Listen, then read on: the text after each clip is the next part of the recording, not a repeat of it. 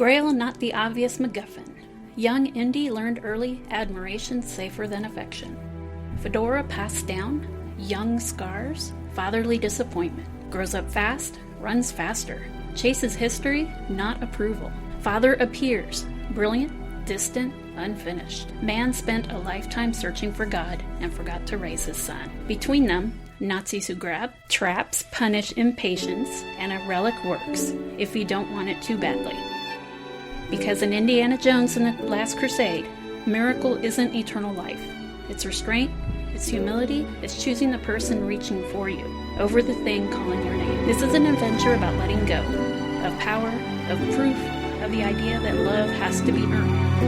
Welcome to Last Crusade, where the final test isn't surviving the fall, it's knowing when to stop reaching. And that's the heart of it. Not the cup, not the crusade, the choice.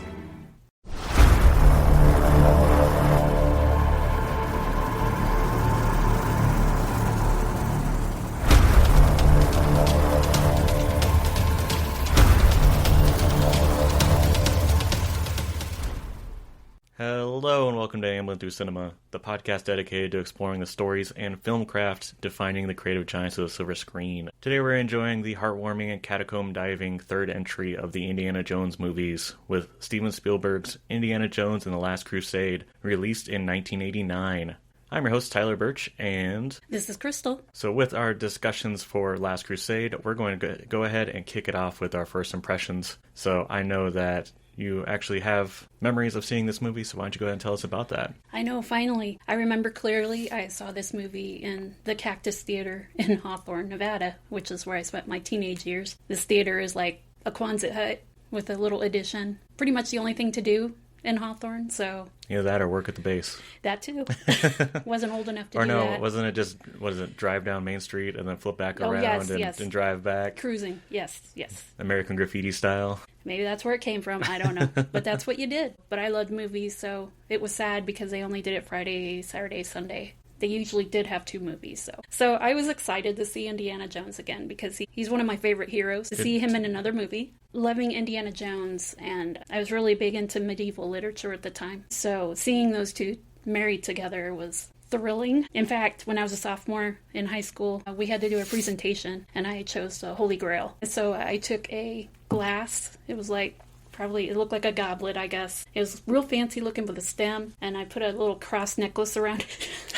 And that was the Holy Grail, and that was my little prop, I guess. You could have been a production designer. That could have been the start of your story. I know. That was fun. I think I got an A on that. Thank you, Indiana Jones and Steven Spielberg. Also, I had a secret crush on Harrison Ford. That makes sense. And it's funny, your story for Last Crusade and school and everything. It sounds like almost exactly like me with Assassin's Creed 2 as a sophomore, doing world history, and just like there was a Renaissance test, and I aced the test because I had played Assassin's Creed 2, and I remembered all the historical details from that. Nice. Like I've said before, this is just one of those movies that just played more and more as I grew up, so I don't have any particular memories of remembering it first. I'm 99% certain this was my first interaction with Sean Connery, though. Really? Yeah. Okay. Well, because I didn't watch like the Bond movies with Larry growing up. So, that's true. Yeah, that wasn't until I was much older. I didn't have like a Bond Sean Connery experience, and yeah.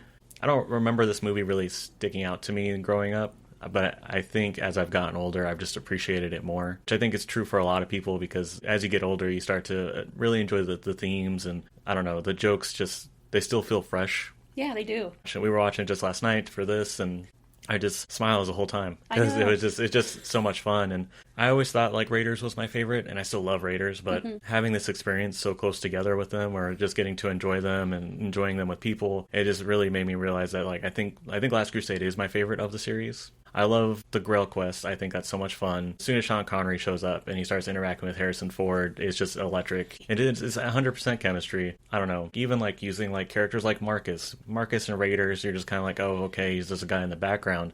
But in this one, he's memorable because he does all that weird academic stuff with Henry Jones Sr. flapping their arms and stuff. I swear it's a fraternity. That's a fraternity. That is definitely like probably it's not even a fraternity. It's like a literary society they were probably a part of. Like at Oxford. That whole scene where he's like, he knows every language. He knows how to blend in with the locals. And then it cuts to him being like, does anybody know where I'm supposed to be going?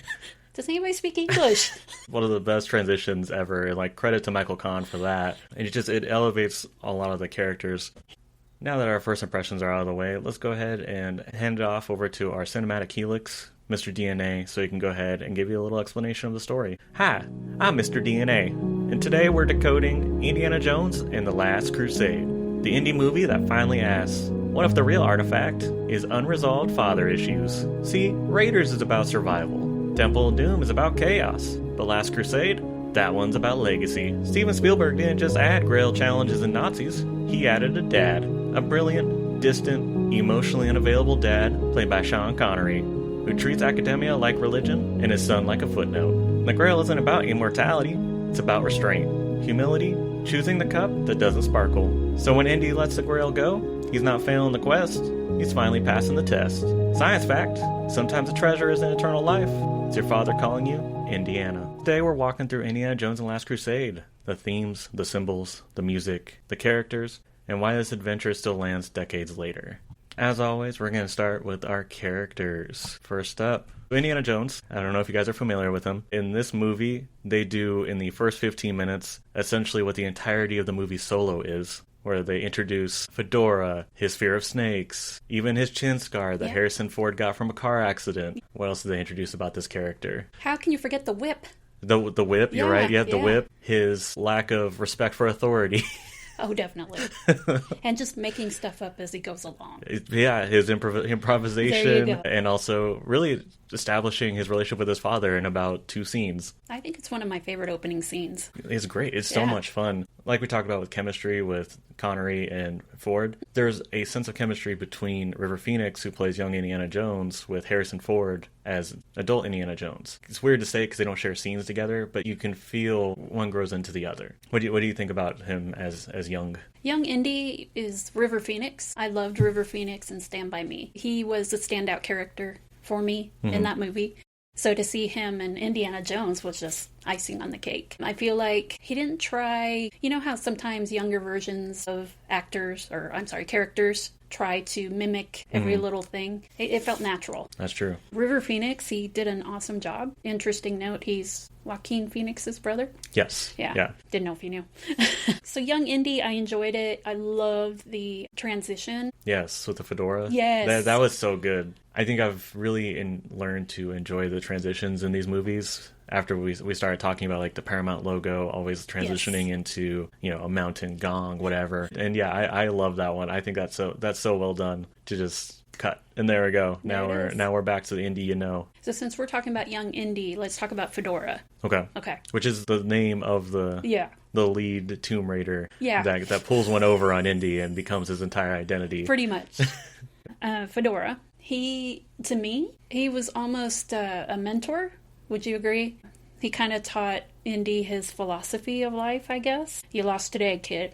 It doesn't mean you have to like it. And just his general presence was really imitated by young Indy. Yeah, mentor is hard to say because it was just that one interaction. Yeah. But he definitely became like the guiding post, Indy's North Star, everything that he aspired to be. And I think the reason why is because there was such a contrast between Fedora and his dad. That's true. He saw this guy that was everything that his dad wasn't. And he believed in Indy in a way that Henry Jones Sr. didn't. Yeah. And even treated him as an equal. So he became everything that Henry Jones Sr. was not for Indy. And when he did things, like when he jumped off the train, bested them, I guess twice, right? Yeah. He smiled.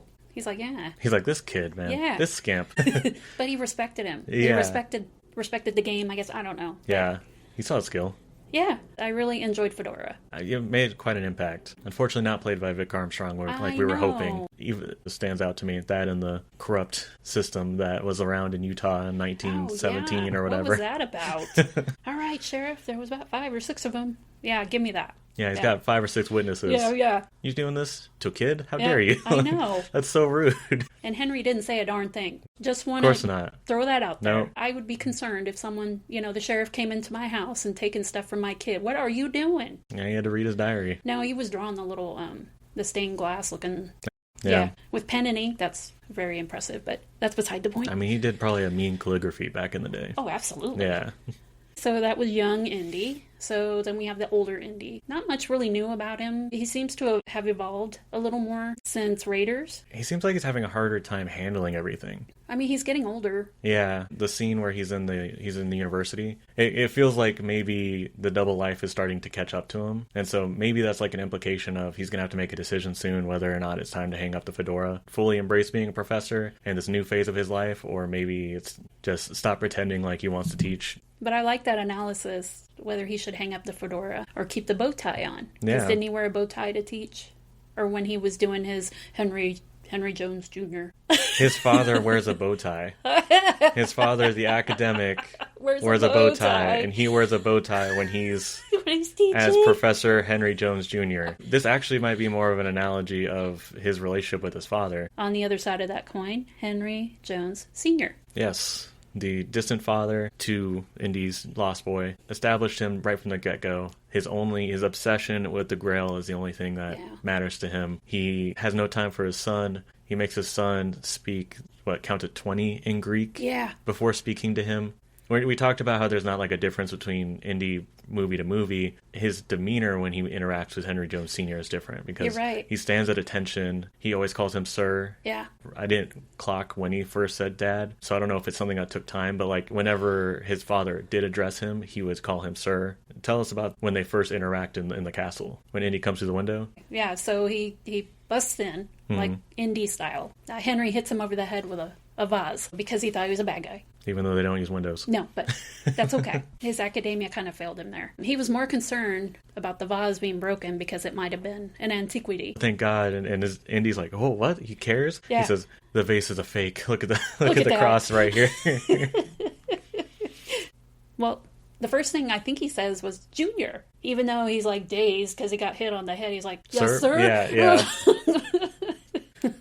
Just years of training, I guess. It has to be like ingrained into him. Oh, yeah. That's how you respect your father, and that's how you treat him, or no matter how he's treating you. We're going to talk later about how he added to the dialogue and things like that. So I think some standout stuff was just him realizing like what adventuring is like and what Indy puts himself through, and them kind of meeting in the middle. He brings a lot of the humor. He's kind of bumbling you can clearly tell this is the first time he stepped out of a classroom in a while. Right. Setting the castle on fire, him shooting the plane tail. Yes. And then blaming it on the Nazis. Son, I'm sorry. They got us. He doesn't want to look bad in his eyes. Yeah. He didn't talk about, I set the carpet on fire. He didn't talk about, I shot us down. It's important what Indy's opinion of Henry is. Yeah. He knows that to Indy, the only side of him that he has is Sir. That's true. So if he's not Sir anymore... Who is he? If he's not somebody that is, respectable and beyond reproach, then they don't have a relationship. Oh, that must be exhausting. Yeah. But, he also has this brilliant moments, like when he used the umbrella with the birds to take down the plane. And then he quoted Charlemagne. He quoted Charlemagne, casually walked with his umbrella out, no problems. So he's still got some style, but he's bumbling. Yeah. The obsession, it's as much as this is Indy's journey, this is equal, if not more, Henry Jones Sr.'s journey. And you really feel that, and you feel their relationship grow closer as they go on because of just their interactions and how the characters played. So what do you think about Mr. Walter Donovan? He's definitely out of the Spielberg ones the worst. Spalko was interesting. Obviously, we said Mola Ram was the highlight of Temple of Doom. Even Belloc, he had charm and he kept getting one over on Indy. And Walter Donovan, there's not really anything. It's just he collaborates with Nazis, he lies and tricks everybody, and then he gets what he's supposed to get. The most haunting death I think I've seen in a while, and not because it was tragic or anything, just because effects that at the time were groundbreaking. The digital effects don't quite hold up now. So what about Miss Elsa? I think she brought something interesting to this movie. She's different than the other girls that we see in this franchise. This one's more femme fatale. Yeah. If you've watched a Bond movie, Pussy Galore from Goldfinger is a big femme fatale where you don't know, even if she seems like she's on your side, and even if the seduction has seemed to have worked, you don't know if that means that she really is. Allegiance is unknown. It does bring an interesting flavor.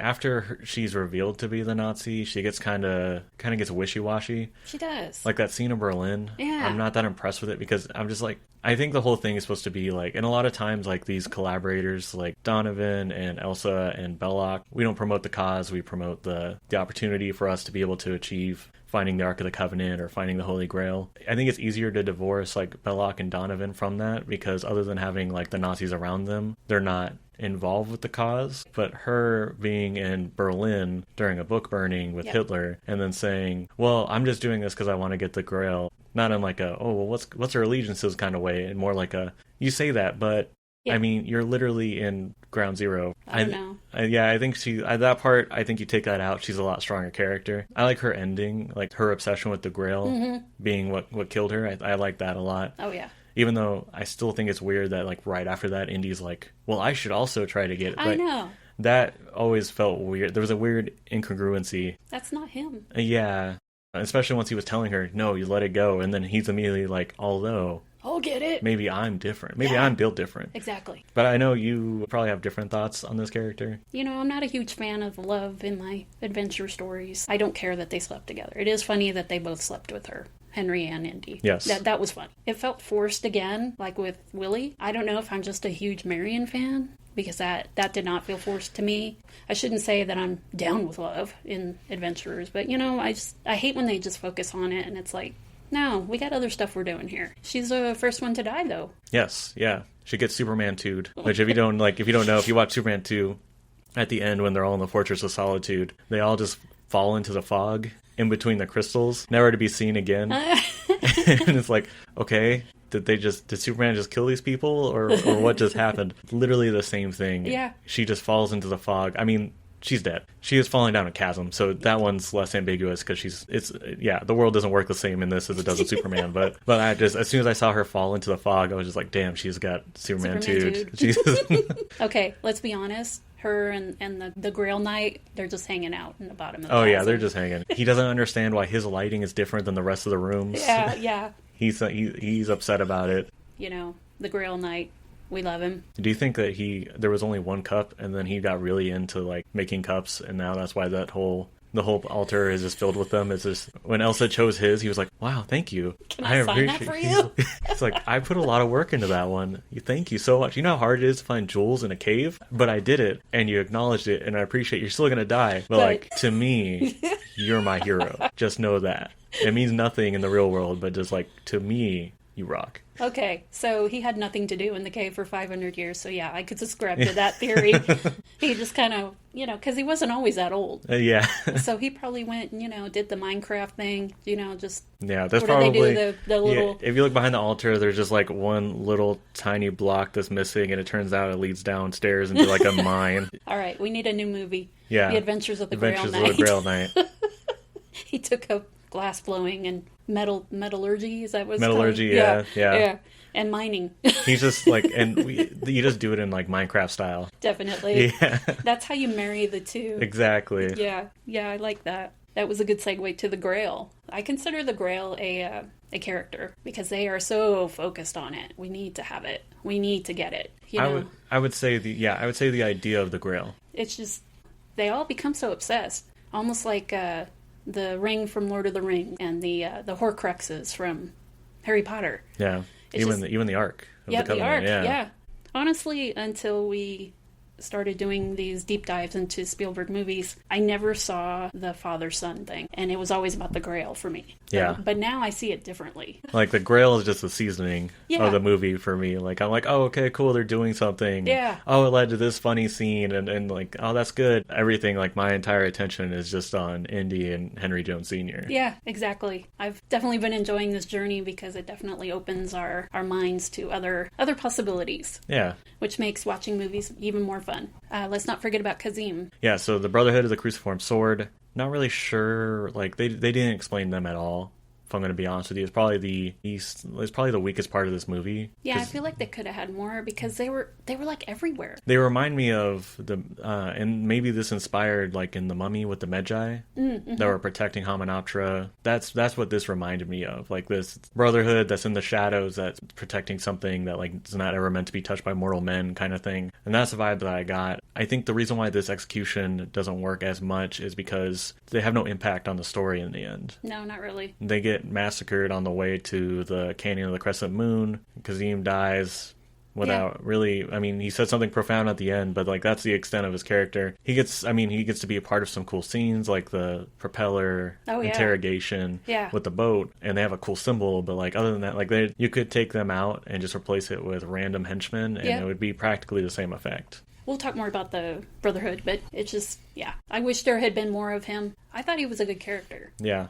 I mean, if honestly, like, and I'm not saying this, but like, if you remove Sallah and brought in Kazim, then it would make more sense why he would be riding with him in the end. And I know they're trying to go with more familiar territory, so that's why they brought back Sallah. It makes more sense to have, like, Kazim join them to try to stop Donovan from getting the Grail. Would have been better. Yeah. I'm not just saying that because it's replacing a hat guy with a hat guy. No. But what about if Sallah was still there and he joined it anyway? I mean, we could do that too. Yeah, so I'm just trying to streamline it because... Too many people. Yeah, well, Sallah was cool, and I always like seeing him, but he didn't have that much of an impact on the story overall. Like, it would take out something that is kind of just there, just so that way people could say, hey, it's that guy, and place in something that actually, like, streamlines the story and brings an outer element in.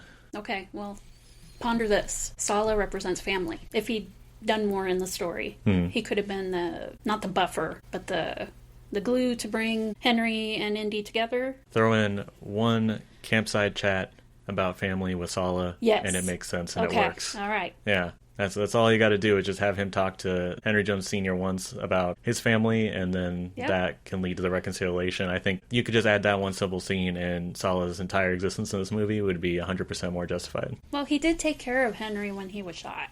I mean, but you're saying stuff that like anybody could do. Okay. Yeah, you're right. You're right. Like, I mean, I don't know anything about bandaging wounds, but I could put like I could put a scarf over somebody's bullet hole and shout, "Indy, he's getting weaker." And stuff. Okay, you got me there. I don't need a card for that. Watching them all ride into the sunset together. Oh yeah, that's a good scene. It is, and like it's kind of fun watching him try to corral in Brody. Too. Like he serves like purposes in the story. Like I'm not saying that he's extraneous and he has no reason to be there. It's just unfortunately what he's given is not something that is crucial to that character. Yeah. So I wish he'd come in earlier. That too. Yeah. It would have been fun to watch him in Germany. That would have been very interesting to see him in Germany. You know, come to think of it, he doesn't do a lot of action-y stuff. No, not really. Okay. He's always a local guy. He's the logistics guy. He's the logistics guy. Yeah. He's the one that understands like the local territory. Yes. Because he came up with the horses, the car. You know, remember he came up with the people that dug and raiders. We talked about the young Indiana Jones scene, which is amazing. A couple other things about it, like on the circus train. Yes. Obviously, we love to see them running down trains. Getting to see him interact, seeing how the different animals interact. Yes. With his fight, like the rhino horn coming up while they're fighting on the roof. Yes. Obviously, we talked about the lion taming scene, is how he got the whip, falling into the snakes, gave him his phobia of snakes. Yeah, because it was funny because he was telling his buddy, whatever, it's just a snake. Yeah. Which must have just been really confusing for people who had never seen this movie before. Oh yeah. Like I can't imagine watching this for the first time and being like, what? Have they ruined this character? They forgot who he is. So that scene was definitely just for outrage, I think. That was rage baiting. Rage baiting in 1989. Yep. So one of my favorite scenes was the first time that Henry calls Indiana. Because he always called him Junior. There's a lot of emotion when he says that, too. I know. Like, and just so you guys set the scene, if you don't remember, when, like we said, Indiana Jones uncharacteristically was like, I need to get the Grail. After telling Elsa not to get the Grail, Henry Jones Sr. convinces him to let it go. Which, profound scene, because that is his life's obsession that's right there. Mm-hmm. So for him to prioritize his son over getting the Grail, that is the emotional catharsis of his journey. And then him acknowledging Indiana Jones fully by calling him Indiana, that's like the emotional catharsis of their journey. So just like that one scene packs such a punch. The way he said his name. I know. It's like almost like a whisper. He's like, Indiana. And he's like, he accepts me. Yeah. Okay, here's my other hand. This is my Grail. I love it because I didn't think about him. I mean, he got to hold it. Yeah. Henry did. Yeah. He got to hold the Grail. He drank from it, obviously. I guess he realized that, well, here it is. Okay, now what do I do with my life? Yeah. Oh, I have a son. I almost lost him once. The real treasure was next to me all this time. Oh, look at that. Yeah, so it was good. Sounds really cheesy when you say it like that. But I know. And it is essentially that, but it's so well done that you don't even be like, oh, okay. No, you didn't roll your eyes. The friends we made along the way. You know, that's my, aw moment, He called him Indiana. He did. Just, yeah, the resolution of both of their obsessions at the same time. I know. Finally got his father's approval. And you're like, oh, is this going to change him forever? And then he's immediately, sassing him back when they're on the horses. The dog was named Indiana. I have fond memories of that dog. And you're like, okay, well, it won't change completely at least. Well, let's back it up to when he drove the tank over the cliff. Yes. Okay. Yeah. And Henry was all distraught. Oh my God, I lost it. If only I had 5 minutes. Another vehicle going over the cliff. I know. Spielberg style. And didn't explode. It didn't explode, it's true. Duel. Just the looks on their faces, just, oh my God, he's dead, And then he comes up behind him like, what are we looking at? You guys realize we gotta go. Yeah. What's going on? Like him dealing with the loss. Because if you think about like key scenes for their relationship, it's obviously the beginning. Mm-hmm. When they first reunite in Castle Brunwald, when he hits him and they do that whole interaction. The Zeppelin scene, yep, where they're finally having a conversation. This scene where he thinks he lost Indy, yep, and then him accepting Indy fully. Like, those, I think, are the pivotal scenes for their relationship. They really are. He's probably never thought about his son not being there. Because Indy's mom died of illness, I believe. Yeah. He probably shut down that part of himself that thought about losing people. And he hasn't thought about it again. And then now he's confronted with the idea that his son might be gone. And that's when he finally has that emotional awakening of, I could lose something that's important to me. I need to treasure it. I know he probably was kicking himself because he was not taking actions during this whole tank sequence. He gets captured. Mm-hmm. He doesn't really do a whole lot the whole time. I mean, even the tank driver gets shot by accident. He probably hates that he wasn't able to take as much action on the tank scene. And then that almost led to Indy's death. So now he felt like he was galvanized into action to save Indy this time. Yeah. It was touching. Thought I lost you, boy. So he lost the Grail and he gained his son. So yeah. I think that was a good, what do you say, 40 years? He spent 40 years hunting for the Grail. Longer than Indy's been alive, I think, at that point. Yeah. Because I think it was late 30s. So, okay, so some of the themes we've kind of already hit on. And I loved how you talked about Indy has the duality. He doesn't quite know who he is. Bow tie. Or fedora. Well, no, bow tie or tie. So yeah, okay. I think that was supposed to be a more literal translation of the two sides of himself. Okay. And the way that him and his dad are at odds. Okay. Even their ties are different. That's true. So I think that's why that tie stuck around for so long in the movie. Okay.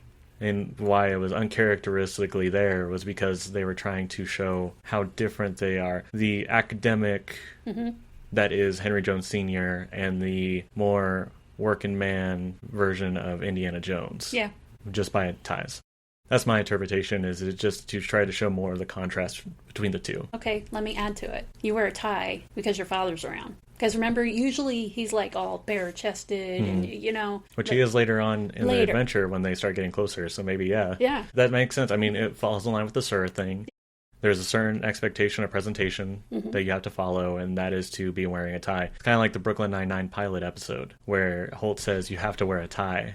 Yeah. And Jake is trying to rebel by wearing a tie, but like no pants, things like that. So very similar to that. So I could definitely see that expectation of presentation. So immortality, what do you feel about that in the movie? Well, I think there is a more theoretical translation of that for this movie and a more literal one. Okay. The literal one is represented by the Nazis and Donovan and Elsa in their pursuit for the Grail. The theoretical one, I think, is represented by Henry Jones Sr.'s search for it. It's never been about him being immortal. It's about being immortalized by completing this quest. And we actually see the downsides of immortality with the Grail Knight. We see how frail he is, how alone he is, how he's separated from the world he is. To go back to the lighting that I've mentioned a couple times, like, he's literally lit differently because he's not from this world. So yeah. I think it's about the pursuit and the drawbacks of pursuing immortality. Okay, so go with me for a second. Say they took the Grail. Okay.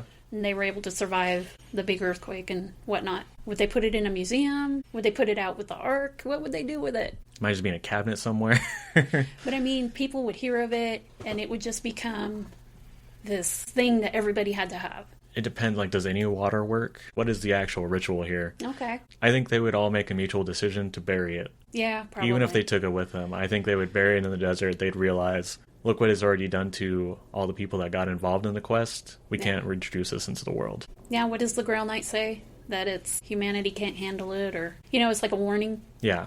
And to be fair, when I watched this movie, I thought that's why they never made another Indiana Jones. Because in my mind, they were both immortal. I'm guessing it must be a continuous drinking thing. Because, yeah, I've always wondered about that, too. I was like, okay, well, because, like, in Crystal Skull, Henry Jones Sr. is dead, but he drank from the Grail, so he should be immortal. Kind of like the Philosopher's Stone. Mm-hmm. Nicholas Flamel lived, but only because he was able to use the elixir from the Sorcerer's Stone. Okay. Once it got destroyed, he had already gotten his affairs in order. Okay, so it's not a one and done. You think Donovan was going to put it in his little jacket pocket? And I don't think Donovan knew. You don't think Donovan knew? He doesn't really know anything about the Grail. He knows that it provides everlasting life. Right, he knows the tagline, but like...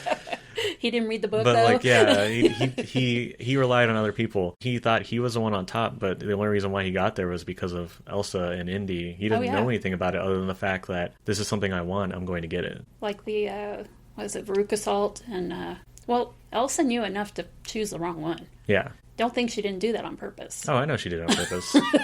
I mean, she coveted it for herself, so... Yeah, I wonder, what then? You've got it, now what? The reason why we can't answer that question is because there's just nowhere to take it. No, not where it would be safe. So it's good that it went down. Something that you had brought up, he had the same lighting as he was waving to them as the chasm. Yeah. Yeah. If he doesn't have the Grail anymore because it went down into that chasm, this is it for him as well. And you know he's relieved. Yeah, he's probably so glad. He literally was just like, please, somebody else take this job. I've been coming in late, seeing if they'll fire me, but they just... HR does not respond to me. He's the ugly side of immortality, and it's always the question that we have. Even if you have everlasting life, is that going to be you're in the same state as you were when you first started immortality, or are you going to continue aging? And he's the continuing aging bit. You just know that he's just exhausted. Oh, yeah. That was probably he's probably up like 20 minutes of the day at this point. And that just happened to be the time that Indy walked in. He was just about to go take a nap. So we were talking about the Brotherhood of the Cruciform. So I read a little bit on the Indie Wiki that I was telling you about. The symbol is actually a cross, obviously. But if you look, the curved lines and then that other line make the Grail. Yeah. Okay. Yeah. Grail Knight was a part of that. That symbol was also on the tablet. Right. And that was just, that was the Brotherhood that swore to protect the Grail. That was a failure. That was sad. I don't know if over the years they're like, yeah, okay, nobody's ever going to find this stupid thing. Why are we still doing this? Yeah. And if all those people died, does that mean there's no more? You know what I mean? Oh, they have no reason for being at this point. Yeah, true. They don't know where it is. And I think they were like a spy network, because I remember we said, well, how do they know that Indy's dad is in Austria? They just chose the most blonde guy they could, and they said, go infiltrate the Nazis and get us some information. Sounds good. What do you think about the flowers? They like their flowers in the series. Okay. I know we talked in Temple of Doom. Yeah. He had the Goldfinger outfit with the red lapel. That guy that got the Cross of Coronado, the Panama Hat Man is I think what his name is. He had the red lapel flower, and then I think Kazim did too, right? He did. The only thing I could take away from it is that if you wear a white suit, you're supposed to have a red lapel flower. Okay, good to know. That's the vibes I'm getting. Fashion advance. There is fashion advice. Fashion advice of the 30s. So something that I thought about was the lapel flower. Think about who's wearing them. Donovan had one, and then Kazim, we weren't sure who he was. All the bad guys. All the bad guys. Yeah, or... Guess who gets a flower when they meet on the dock of Venice? Oh. Just something that I noticed. Interesting. Yeah. It was a little flower. It wasn't all showy like the other ones, but... So the Cross of Coronado, what do you think that might mean? Well, that was unfinished business, which I think that this movie is unfinished business. Oh, definitely. With Henry Jones Sr., Jr., obviously. The Hunt for the Grail, 40 years. So the Cross of Coronado is kind of not only Indy's beginning, but his biggest unfinished business. Yeah, I think that was Indy finishing his unfinished business before moving on to resolving his relationship with his father. Yeah, I would have to agree. And then, of course, the X marks the spot. He jokes about how X doesn't always mark the spot. Yeah, I know. And then it does. And it does. I think it's just kind of a joke about treasure maps, obviously, pirate movies, things like that, where X is always what marks the spot on the treasure maps. Yeah. And so he's saying that's not how real life works. Kind of continuing his thing about how real archaeology is done in the library. It's not done in real life. In the field. In the field. Yeah. I read that the X can also stand for Christ.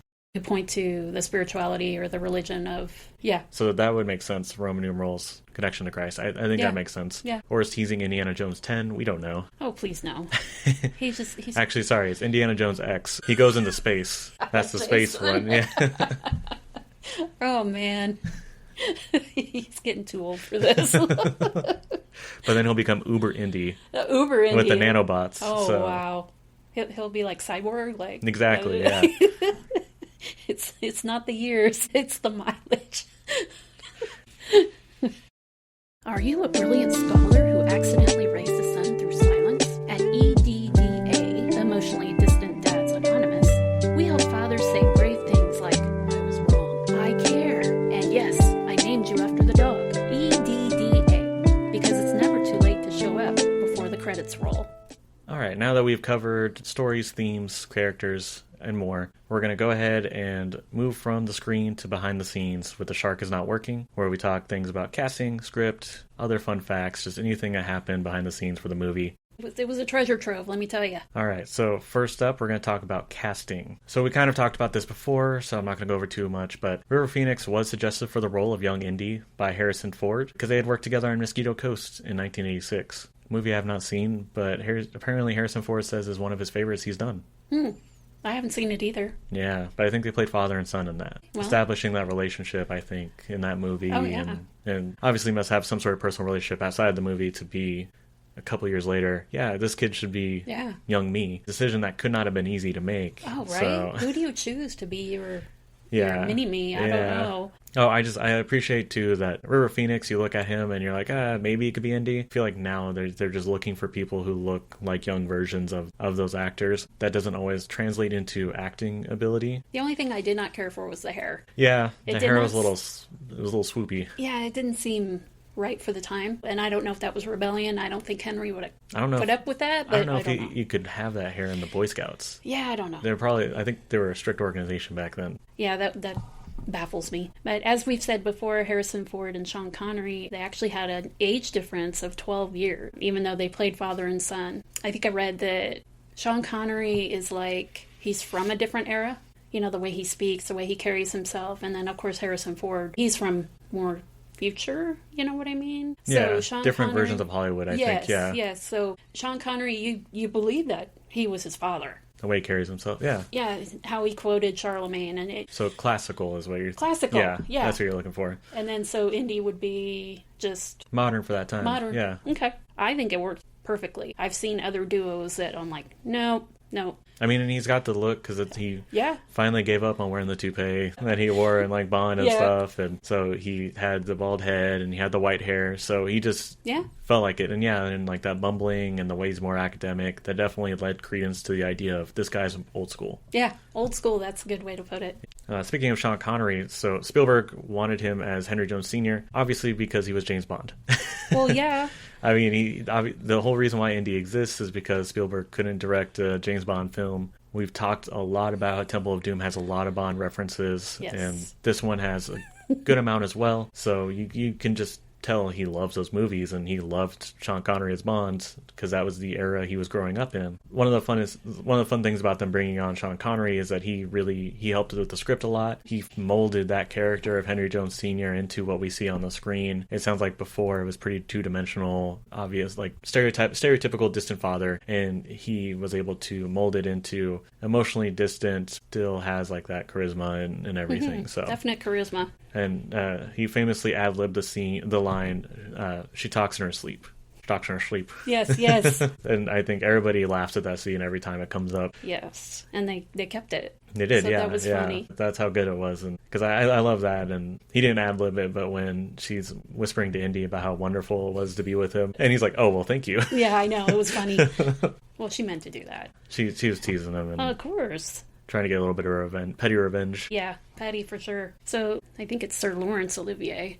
I think so. Is a knight. Yes.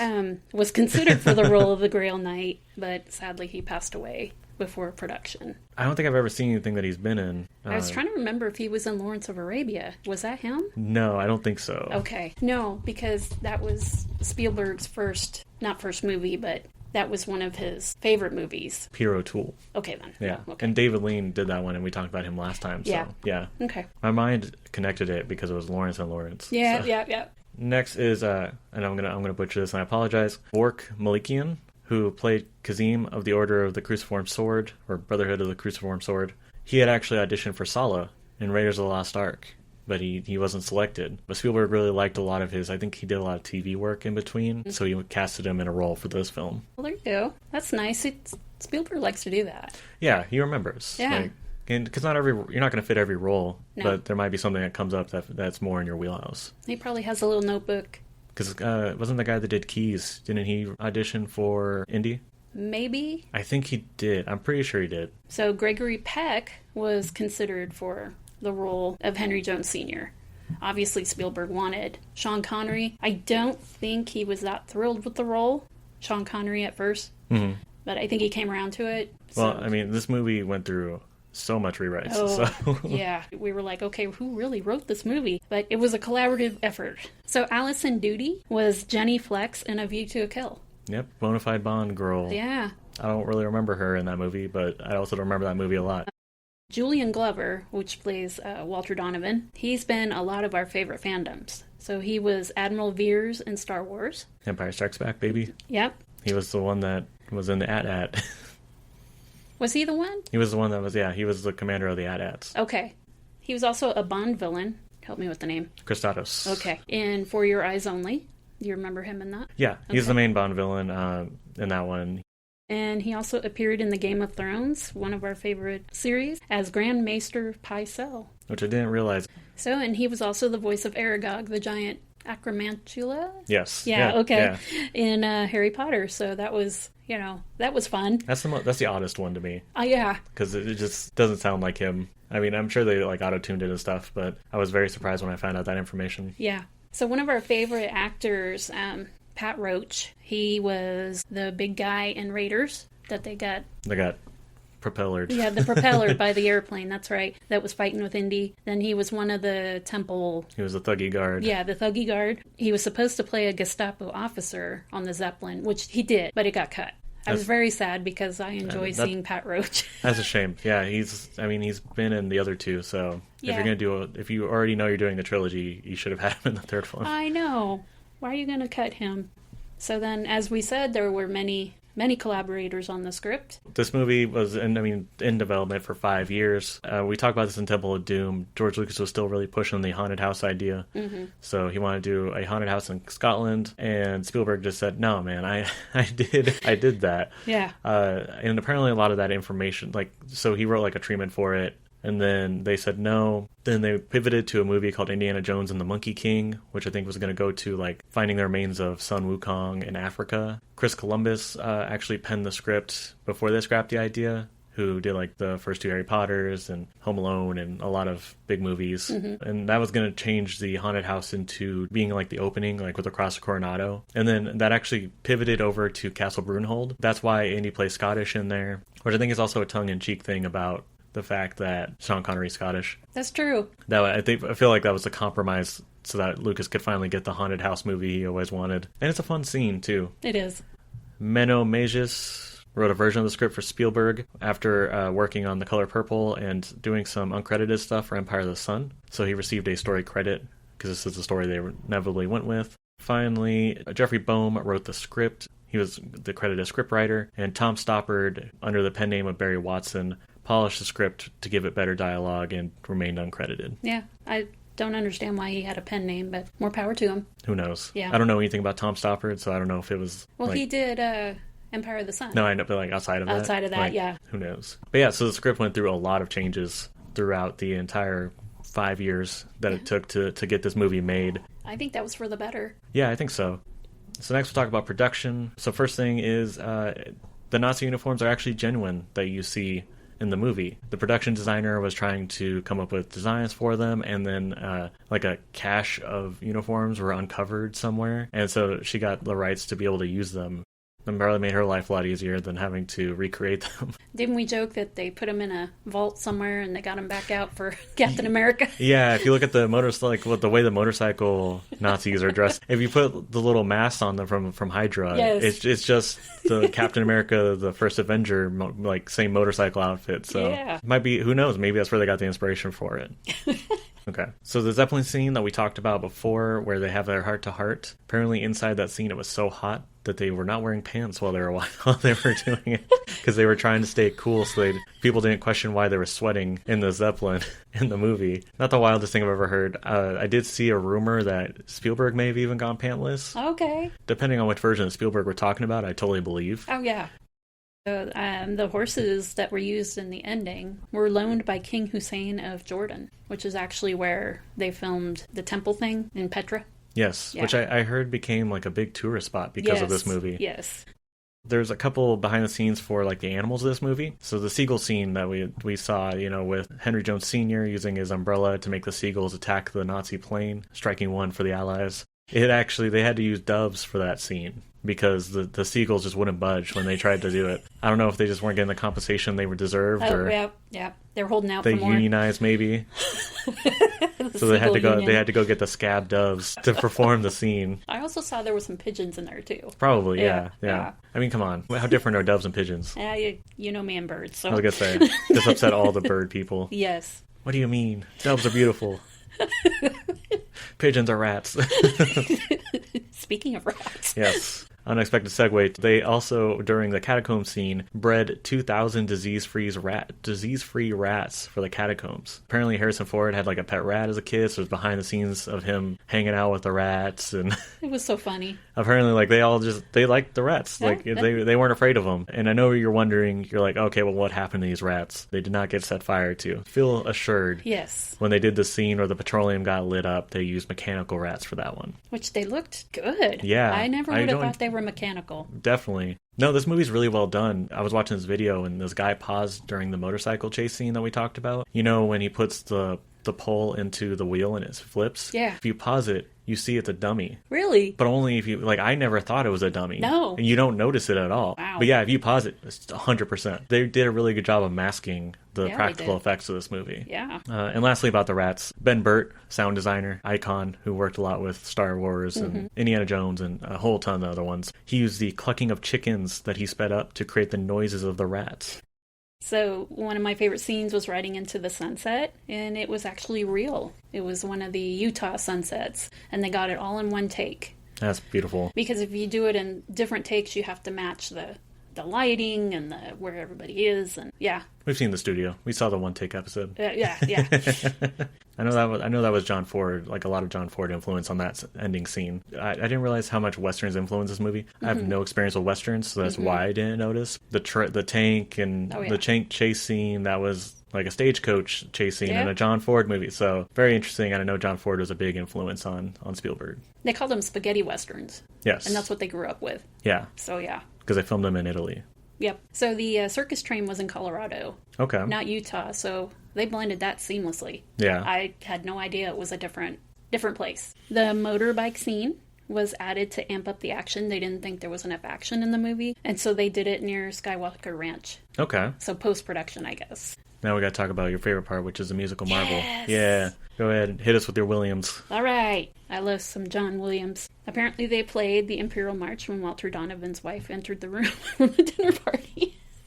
And it doesn't totally sound like it. Like it is it, but like the way that they play it differently, so that way it's subtle. So you're not just like, well, how did I not notice that they're just obviously evil? So yeah. Well, they had cut a scene where Donovan's henchmen took Indy by gunpoint. Yeah. So then it would have spoiled it. You didn't know Donovan was a, air quote, bad guy. I'm glad they cut it. So normally John Williams uses the Raiders March, the do-do-do-do-do-do. He uses that a lot for Indy. He held that back. Instead, him and Spielberg decided to only use it sparingly because it made dramatic sense. You don't need that do-do-do-do when he's coming through the door and gets hit with a vase by his father. I mean, he was probably hearing that in his head, though. Of course. So the score, it builds its own identity around new themes. The Grail had its own theme, which was reverent and spiritual. Henry Jones Sr. Also had theme music, which was very similar to the Grail music. So I guess he used different instruments. For the Nazis, he used sinister brass, mystery for the Brotherhood, and then warmth and playfulness for the father and son. So by the time the Raiders March finally swells, it doesn't feel nostalgic, it feels earned. And that was part of an article I read. I know that when you see that drawing of the Ark of the Covenant in the catacombs, yeah, you can hear it too, a little bit, as like a little reference. I love that one. Yeah. That's the Ark of the Covenant. Are you sure? Yep, pretty sure. I'm familiar. Okay, now we got some fun little tidbits that we found that didn't really fit anywhere else. Spielberg stated he really made this movie. I mean, he had a 3-picture deal with George Lucas when they started this out, but he really wanted to make this movie and he wanted to do it right. And the reason why it calls back so much to Raiders is he wanted to make an apology for Temple of Doom because people were not satisfied. Yeah, and he wasn't either. Yeah.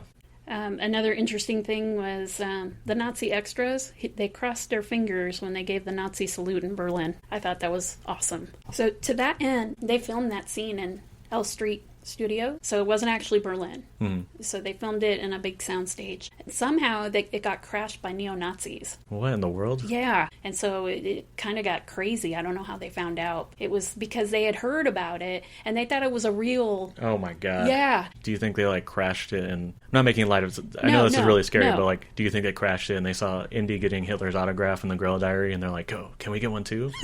Maybe. I don't know. That was something that I read and I'm like, wow. That's wild and awful, and I'm glad everybody was safe. Yes. Jokes aside, that's super scary. Yeah. So probably the most interesting thing that I learned about this was Spielberg actually gave up directing The Rain Man because he had to keep his promise with George Lucas about completing the Indiana Jones trilogy. They kept putting it off, and so he ended up not directing Rain Man. And Barry Levinson, who was kind of a Spielberg protege, he won awards for Best Picture, Director.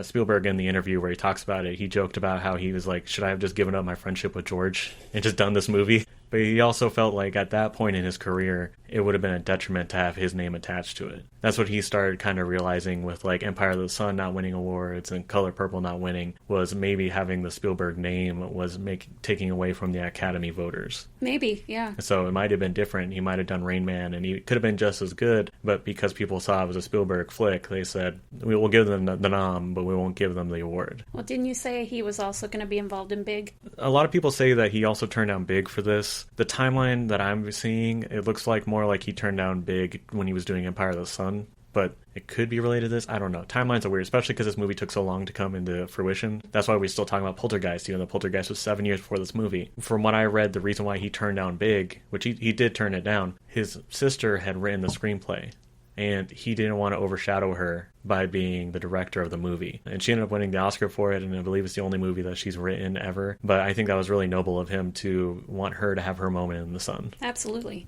Yeah, I agree. So I think that's very noble. It must have killed him because, wow, Big would have been a movie that he would have loved to make. Oh, definitely. So I guess George Lucas really liked the beginning scenes of the Young Indy. He actually went on to produce the Young Indiana Jones Chronicles show. I think I watched a couple of episodes. I don't remember. I think that's where you learn about that diamond from the opening of Temple of Doom, isn't it? Oh, maybe. The Eye of the Peacock or whatever? Yeah, the Eye of the Peacock, yeah. I know that was 3 seasons. And there's an old man Indiana Jones that is telling the story. Oh, cool. I don't know much about it, but that's what I've heard. It does not star River Phoenix. It stars Sean Patrick Flannery. So, as you know, we've become familiar with people who are involved in these movies. Michael Kahn, editor. Douglas Slocum, who did he's did all 3 of the Indy movies. Mm-hmm. He was going blind. He was almost blind. Yeah. When he did this movie, and it was actually his final film that he was director of photography for, right? Yeah. Yeah. It's great that he got to finish a trilogy. I can't imagine that feeling of essentially having a ticking clock of being able to see. And I think it's really fitting that this was his final film that he got to do. And he did great. He did great. I mean, really. I love the way that this movie shot, so he did a great job. John Rhys Davies had sciatica. That's why he wasn't in the movie Who Played Sala. He wasn't in the movie that much. He wasn't supposed to ride a horse. Okay. But he just decided, we need to do this. That so sounds like him. When he played Gimli in Lord of the Rings, apparently he didn't practice fight choreography. He just said, I'm going to bash this guy, this guy, this guy, this guy. All right, let's go. Yeah. And they just did it. It looked pretty good. Yeah. I had read that Spielberg had reunited with his father. that was very close to the story, kind of.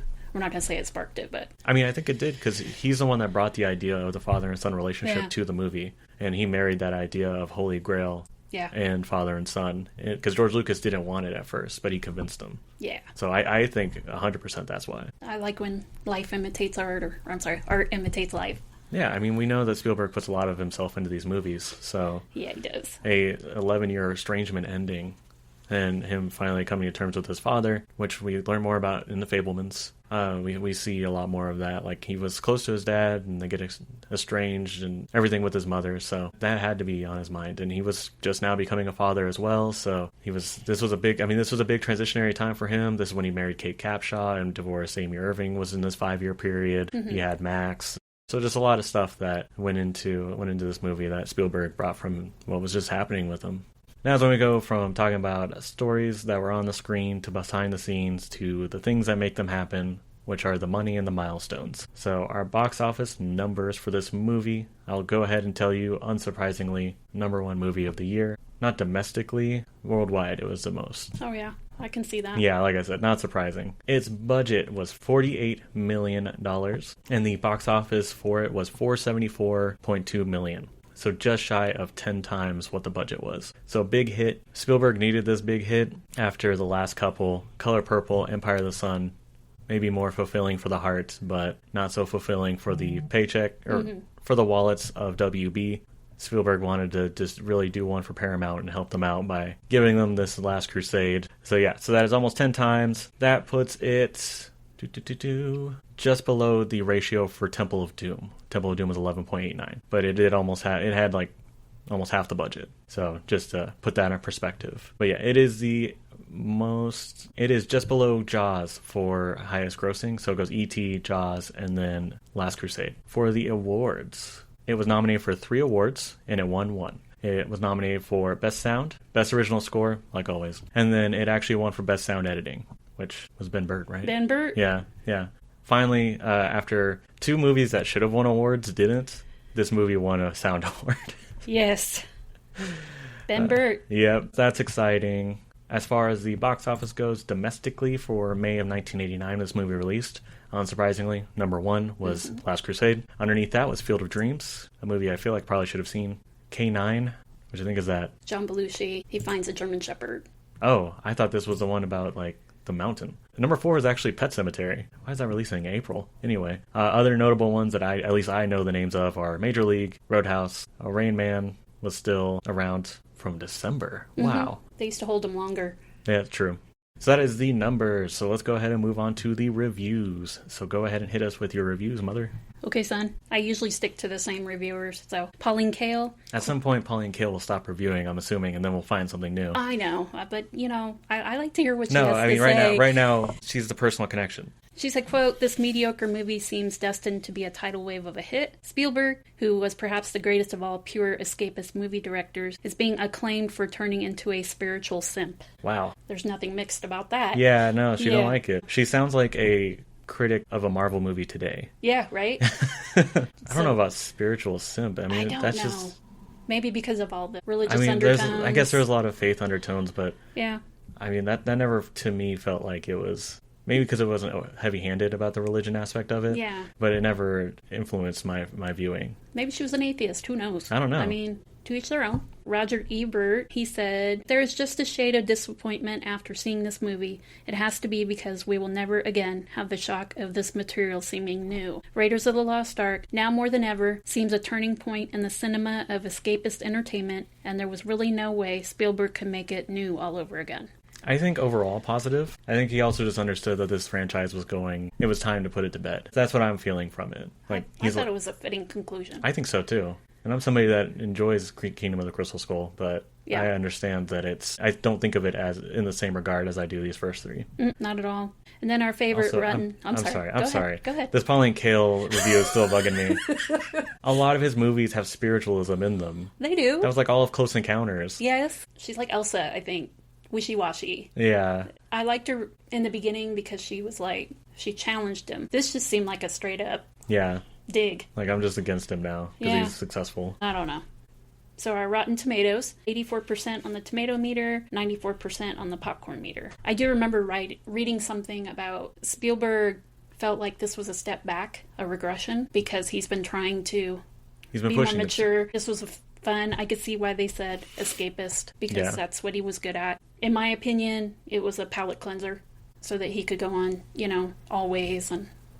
And then Hook was another palate cleanser. I mean, I remember the nightmares he had after Jaws. He's very influenced by his films. Yeah. So after Jurassic Park and Schindler's List, he took that 4-year break. Yeah. Because he put himself through hell to make those movies back to back. So. And that's why they're amazing. Yeah. He puts so much of himself into it. It giveth and it taketh. Yes, it does. Yeah. So for my Letterboxd review, I gave it 4.5 stars, same as Raiders. Like I said, these movies are always head to head to me. For the review, it's that the real Grail is the family we met along the way. Mm-hmm. I agree. That's because I like to upset people when I say the real friends or the real treasure is the friends I made along the way. So I gotta bring that into this. Your chosen family.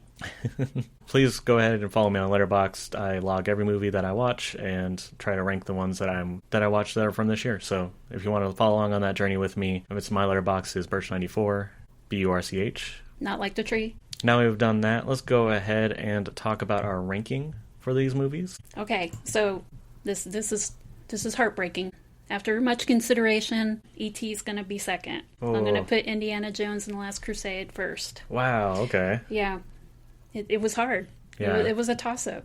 E.T.'s nostalgia for me. This one just really hits home. So it's Indiana Jones, The Last Crusade, E.T., and Indiana Jones and the Raiders of the Lost Ark, Jaws, The Color Purple, Duel, Indiana Jones and Temple of Doom, Close Encounters of the Third Kind, The Sugarland Express, Empire of the Sun, and 1941. Okay. I didn't expect that shift. It'd be more in line with what I'm doing, which is Jaws first, Last Crusade second. Like I said, Raiders and Last Crusade are right there with each other. But I think, at least in these current viewings, it was Last Crusade over Raiders. Yeah. And then E.T., The Color Purple, Duel, Temple of Doom, Close Encounters of the Third Kind, Sugarland Express, Empire of the Sun, and 1941. Yep. Mm-hmm.